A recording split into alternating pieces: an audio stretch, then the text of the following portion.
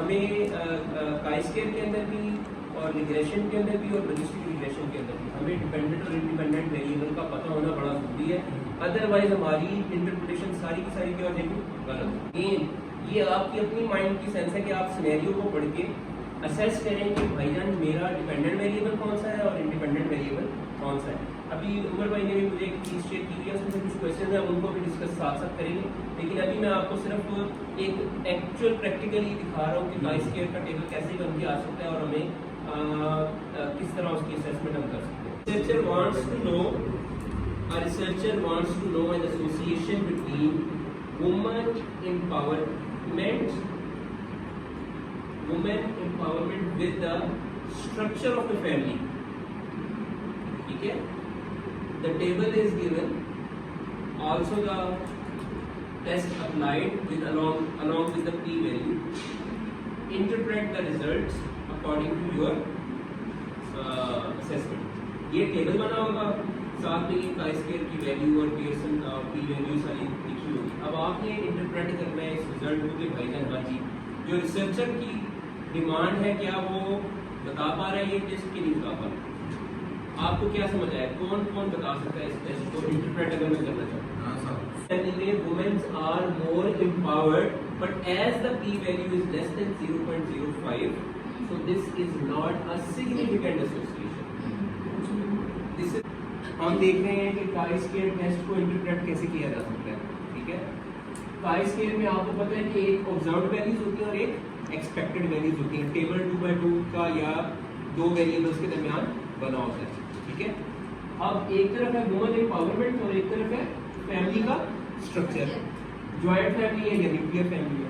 तो डाटा ये दिखा रहा है कि एक्सपेक्टेड वैल्यू 159 थी, लेकिन एम्पावर्ड वुमेन कितनी है 162, एक्सपेक्टेड से ज्यादा आ रही है। और इधर न्यूक्लियर में क्या था 21 एक्सपेक्टेड थी कि वुमेन, लेकिन वो लेस आ रहा है, थोड़ा सा less. That means there may be an association of women empowerment with the structure of a family. ठीक है, there might be a association, but अब हम जाते हैं नीचे काइस्केयर की वैल्यू के ऊपर। काइस्केयर की वैल्यू ये है, पियर्सन काइस्केयर की वैल्यू ये है और p वैल्यू ये है 0.360।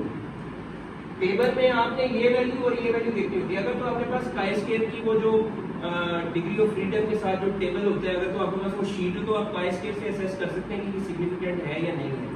Otherwise you will look for P value. Mostly आपके पास तो पेपर नहीं होगा, तो आप पी वैल्यू से ये असेस करेंगे कि ये जो एसोसिएशन है ये सिग्निफिकेंट है भी कि नहीं।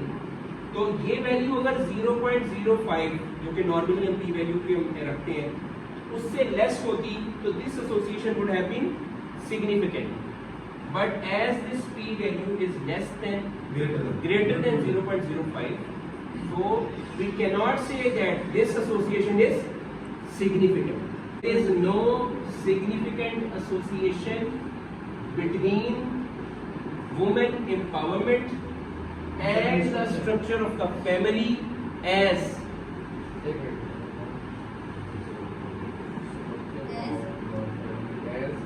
the p value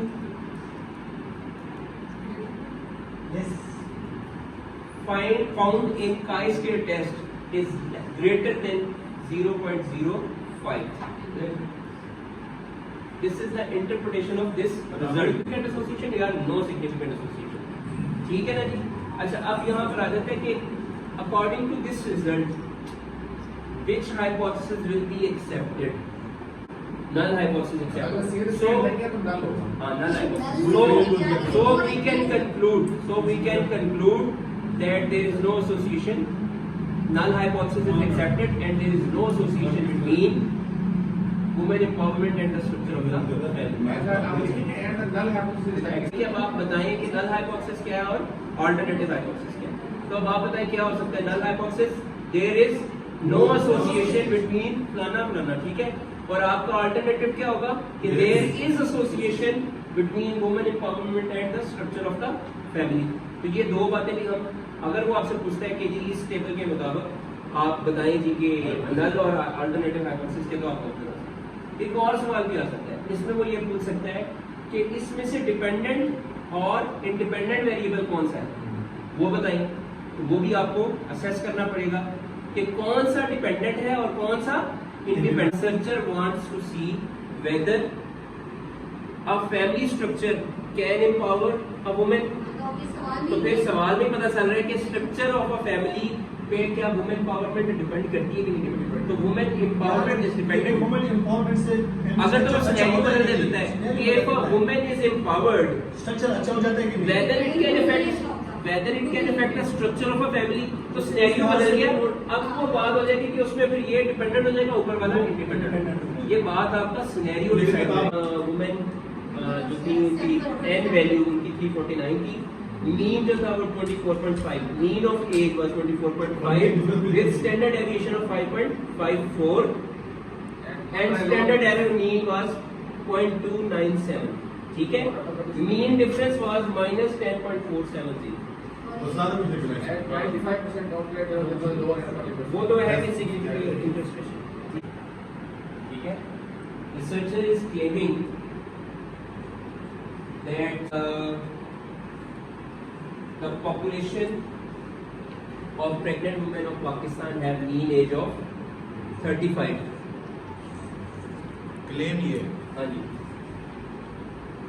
According to the claim, interpret the results of this test. Sample of 349 pregnant women was taken and their mean age was found to be 24.53. 24.53. The researcher claims that the population of Pakistani pregnant women mean age is 35 and my sample is significantly different from them. Assess from the test whether his claim is correct or not, because there is a significant mean difference. उसका claim test किया गया using one sample t test. One sample t test पे p value क्या आई 0.000, यानी 0.0001 से भी कम। सो दैट मींस उसका क्लेम ठीक है। So according to this test there is significant difference. अभी इंटरप्रिटेशन लिखवा रहा हूं आपको। There is a significant difference in the means of the sample and the mean of a population because the p value is less than 0.05 and the results are highly significant. Lower limit this and upper limit this, ये भी आपने आखिर में बोल देना है कि भाई ये जो सैंपल है और जो पॉपुलेशन का मीन है, इस सैंपल का मीन और पॉपुलेशन का मीन एक दूसरे के इक्वल नहीं है। इसका मतलब कि पॉपुलेशन दो चीजें हो सकती है ना, आइदर ये वाला सैंपल उस पॉपुलेशन से लिया ही नहीं गया या दूसरा कि पॉपुलेशन पे जो क्लेम किया जा रहा है वो दुरुस्त नहीं है। वो ये बात दोनों बातें हैं ना कि दोनों की एक तरफ से आप इधर से पकड़े या ऐसे पकड़े, बात तो सिंपल ही है। There is a significant difference in mean ages of women women with no psychological distress There's no psychological and distress the women with psychological distress as the p value is less than 0.05 at a confidence interval of 0.05 at 95% confidence interval of -3.460 to -0.733.